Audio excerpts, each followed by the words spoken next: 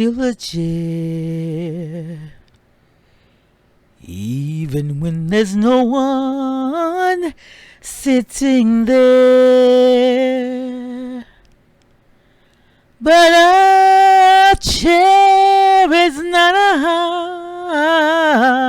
house, and a house is not a home when there's no one there to hold you tight, and no one there you can kiss goodnight.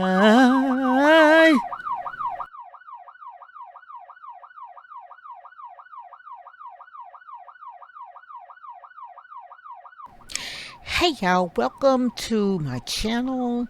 This is Louisiana Cuisine, Manny's mom, coming on to share a very scary situation that I encountered.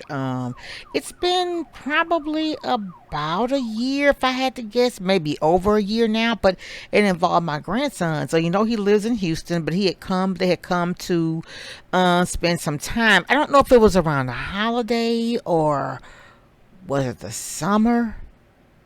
They're in school all year, but they get entire month out in the summer. But anyway, so I was in my bedroom and I heard him screaming.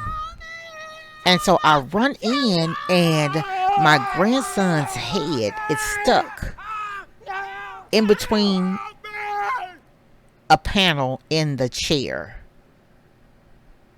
His head was stuck. And so my daughters were both, I have two daughters, and both of them were in a panic, especially his mom. And so I was like, how in the world did he get his head in there? So evidently he had taken and put, I don't know. I really can't explain how it happened. And so in a split second, I grabbed the hammer, took that hammer, and I had them to hold his head, and I beat it.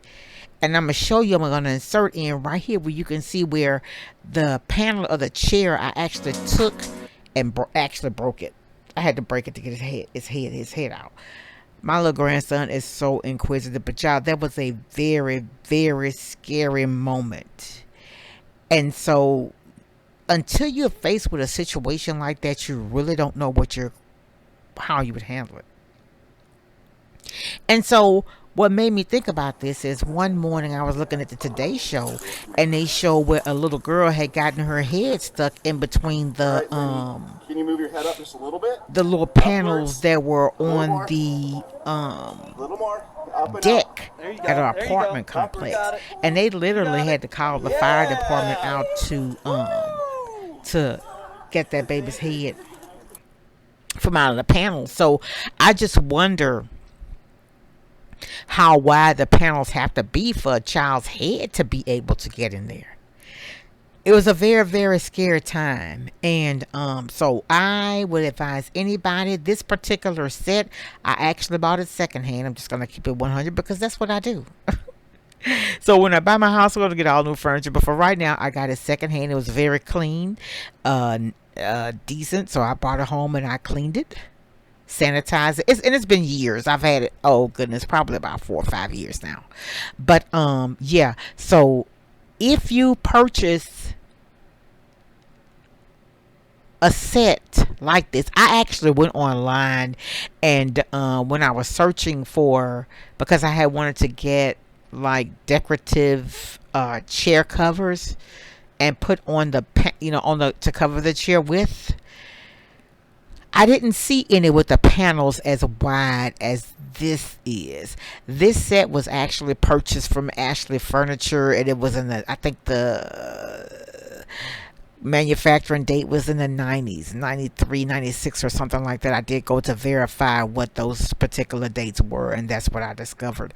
But anyway, when searching for your furniture, make sure, and now most of them the more modern ones are just one the chair that doesn't have any panels at all. It's kind of like a outdated look actually, or the ones they have the panels are really, really close together. But the set that I found me a set and it doesn't have panels. But it's my style now is totally different from what I actually have in my house now. But I'm just gonna go with what I have for now. But anyway, I just wanted to share that with anyone, especially those that have small kids in the house.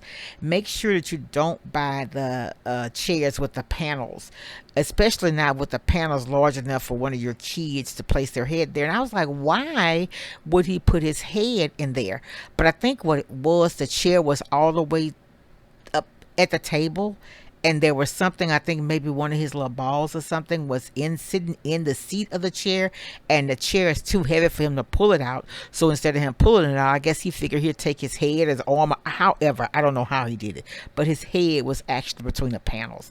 And I'm going to insert a couple of pictures of my grandson to show you. Now these pictures were more recent than when it's happened, so his head wasn't quite that big. But I just wanted to show you that. I just wanted to let you know that in a split second things could happen. So we have to be very I mean, accidents happen every day. You just don't ever know. But what made me think of that is when I saw that little girl where they had to call the fire department to assist them at removing her head from between the panels. So y'all, things happen so quickly. That's why it's, you just, when you have little small kids, you have to actually, I like I tell my daughter, just try to keep your eye on them, because like I said, things happen so fast, right? So y'all, this was just information that I feel like I tell y'all, when I come on here, I may seem like I'm rambling, but I'm actually trying to talk about something. Like the pastor, we had one of our associate pastors, one of his sermons, he said, I'm preaching and y'all ain't saying nothing. So if you go back and look at some of the things I've talked about, and honestly, y'all, I have actually gotten on here and talked about things, and in the next week, the next day, I hear something similar to what I've actually discussed. So I'm not coming on here just rambling to be rambling or talking about myself and my situation. I'm talking about things, maybe it's something that I've experienced, but I just want to come on and let you know that I can help you avoid some of the situations I've been through. Just listening. Yeah. So anyway, y'all, it's all love over here. It is late.